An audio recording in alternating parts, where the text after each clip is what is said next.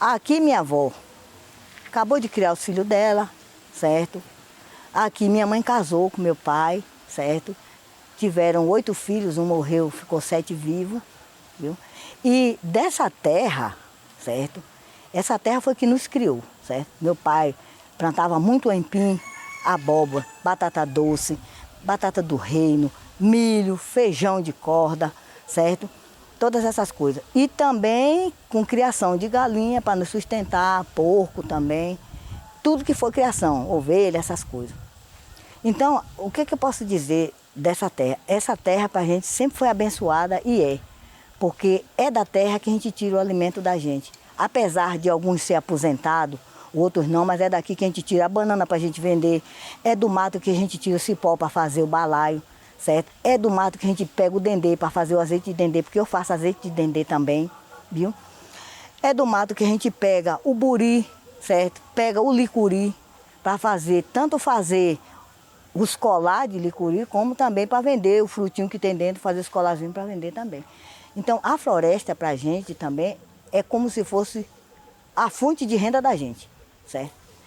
E dentro dessa floresta sempre tiveram os rios também, que é outra fonte de renda que a gente sempre preservou, certo? E que a gente, assim, a gente acha assim, que foi Deus que nos deu esses rios para poder a gente pescar, para a gente fazer nossas oferendas, para a gente fazer nossas orações, que é de oração, para também arriar o caruru, que minha mãe dava caruru de São Cosme, de Santa Bárbara, certo? Arriar a flor do velho lá também no cantinho, certo? Então, todas essas coisas estão na memória da gente, como nossa tradição de quilombola, de povo negro, certo? De comunidade, certo? Até hoje a gente faz isso. As religiões de matrizes africanas possuem uma relação simbiótica com a natureza e ocupam o ambiente como local de manifestação do seu modo de ser, estar e produzir no mundo. No passado, esses espaços estavam inseridos nos limites territoriais dos terreiros e quilombos, coexistindo com os espaços urbanos.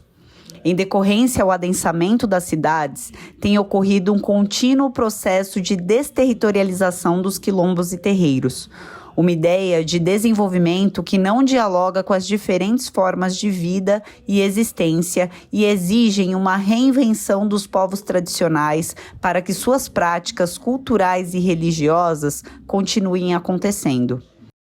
Quando a Marinha invadiu o nosso território, ela instalou uma vila naval, casa de marinheiros e de militares, dentro da nossa comunidade. Dividiu em 2 pedaços, que o governo chama de Gleba 1 e Gleba 2.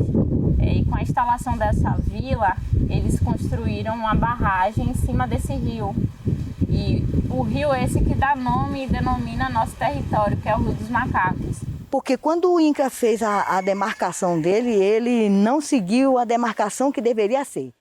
E nessa demarcação que foi feita, foi mapeada todos os rios, fontes históricas, árvores históricas do território, para passar um muro que liga de uma BR a outra e retirando todo o acesso do território a esse rio histórico, a essa fonte histórica e a esses espaços coletivos históricos da comunidade. Nós ficamos sem a fonte de Luzia, que é uma fonte de tradição, de matriz africana, aonde que nessa fonte tinha um ritual, que tinha um candomblé vizinho da gente, que as pessoas faziam seu santo e no dia que iam para arriar o santo, certo, lá na beira da fonte, dava-se banho nessas meninas, certo? E essa pessoa que levava era a Dona Luzia, por isso que é a fonte de Luzia. Dona Luzia sempre falava para a gente que água é coisa sagrada, certo? E a gente tem que respeitar as águas, a gente tem que respeitar as matas, e a gente tem que respeitar as águas, e as águas têm que ser limpas, porque as águas, ela tanto lava a alma da gente, como ela mata a sede da gente. É uma riqueza que a gente tem e que foi arrancado da gente pela Marinha, pela imprudência da Marinha, certo? Na retirada desse rio, pode ter certeza que vai ser um assassinato dentro do quilombo Rio dos Macacos, né? O nosso povo vai morrer, nosso povo vai parar de existir e vai pegar o exemplo daqui para levar para outras comunidades também. Então, se o governo brasileiro deixar levantar esse muro, é matando o nosso povo. É um rio também de lazer para as crianças do nosso território e também uma fonte de subsistência, porque o nosso território é tanto da agricultura familiar quanto da pesca artesanal que sobrevive. Essa barragem, quando eles instalaram, eles fizeram a seca para secar todo o rio e morreu muitos peixes naquela época. E depois disso voltou a encher, e mesmo assim, por ser um rio, né, de origem muito histórica, voltou a ter peixe. Então a comunidade ela recebeu uma sentença de morte, porque quando retira os rios, os recursos hídricos de dentro da comunidade, é um racismo ambiental muito forte que vem acontecendo com a gente. Nos quilombos rurais e urbanos, o uso histórico de alguns territórios vem sendo ameaçado pelo racismo ambiental. A disputa por terra, estimulada por um sistema que enxerga na natureza uma possibilidade de investimento para a acumulação de riqueza, gera o aceleramento das mudanças climáticas. Considerando esse cenário, os territórios racializados se veem duplamente atingidos, seja por perseguições, restrições impostas ao território pelo poder público, ou por catástrofes ambientais ocasionadas pelo aceleramento de fenômenos naturais ou de intervenção humana.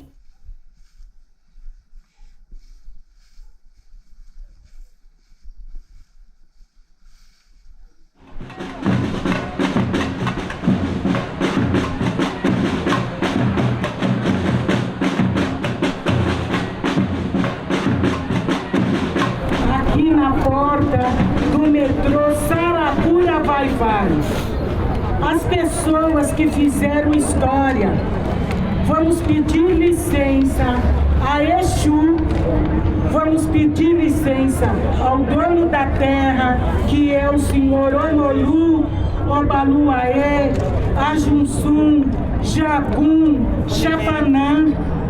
A gente tem visto que constantemente e desde sempre, né, o poder constituído, eles tentam invisibilizar a presença do descendente do africano na construção e na produção de riqueza nesse país, né? E esse ato assume essa importância, né, a partir do momento em que, graças ao movimento, foi possível a construção dessa atividade de preservação da lembrança material e imaterial do que foi a presença negra aqui no Bexiga, né? E é importante demais essa iniciativa das companheiras e dos companheiros de levantar esse quilombo, de fazer os corpos que estão embaixo desse chão se levantarem em nós. É que nós estamos no centro da capital de São Paulo. É porque nós estamos num território que os brancos também enxergam valor. E nós temos que dizer para eles que o que está embaixo da terra sustenta o que está em cima. Não tem um palmo de asfalto, não tem 1 metro de prédio que não tenha sido colocado de pé, sem o nosso esforço, sem as nossas lágrimas, sem o nosso sangue. Isso é o Brasil. São Paulo é a maior metrópole do Brasil e está construída sobre mais de 300 rios, córregos e cursos d'água, como é o caso do rio Saracura, no bairro do Bexiga. O adensamento da cidade sufocou os cursos d'água em um processo de urbanização mal planejada. Quando chove, os rios afloram e desaguam nos territórios negros ignorados pelo poder público. Aqui era a zona de mata, né, que se transformou depois em área de refúgio, né? E no jornal de 1907 já descreve os moradores, né, como descendentes, né, de africanos no pós-abolição. Agora a gente vai seguir a coleta de assinaturas no abaixo-assinado, que a ideia é a gente protocolar o mais breve possível junto ao Ministério Público Federal, anexando a nossa representação para que seja cumprida a lei de preservação do sítio, junto ao governo do estado para que seja garantido o memorial na estação e o nome Saracura Vai-Vai para a estação, junto à prefeitura, que também é responsável pela preservação do patrimônio cultural, já que ele está achado no território da cidade, e junto ao IFAM, que ainda não nos respondeu a pergunta porque liberou a licença operacional da obra, que é a licença master, independente da pesquisa arqueológica, mesmo sabendo que era a construção de um metrô exatamente em cima de onde foi o quilombo do Saracura.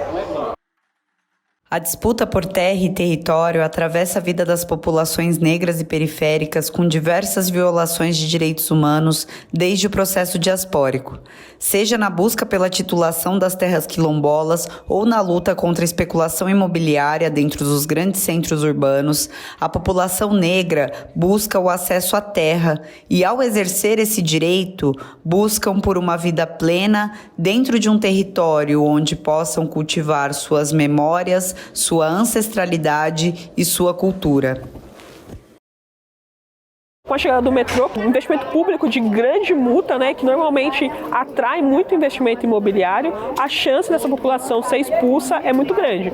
Porque é assim que periferias, como era o Bexiga no século XVIII, né, quando era um quilombo, era uma periferia, era um lugar distante, ruim de chegar. Por isso que a população negra estava aqui, né, os quilombolas e depois a população pós-período da escravidão. Ele era distante e ele ficou perto por causa do investimento. E essa lógica de que quando chega o investimento os pretos são expulsos, é uma lógica que se mantém na cidade, se mantém no país. A gente precisa lutar contra isso para de fato ter cidades antirracistas. Eu nadei muito nesses riozinhos aqui de criança, né? Então eu quero que resgata mesmo. Mas a modernidade foi bom até pra gente, né? Que foi crescendo as coisas, foi chegando mais pessoas. Mas agora, eu com 61 anos de idade, eu gostaria que voltasse, relembrasse mesmo do Rio Saracura, que quando se falasse antes, que a gente falava... Hoje em dia se fala, o povo não acreditava que ele passava um riozinho, ali tinha negros, muitos negros. E eu era, desde criança, o lugar melhor pra gente brincar era ali embaixo. Porque a gente era seguro, porque a gente tava com, que nem nós, né? Negros, enquanto os pais trabalhavam, era o lado da cidade mais seguro pra gente que era criança na época. Foram destruídas florestas e foram entupidos nascentes de rio, certo? Que eram fundamentais para a comunidade. E tudo isso, para a gente, é racismo ambiental.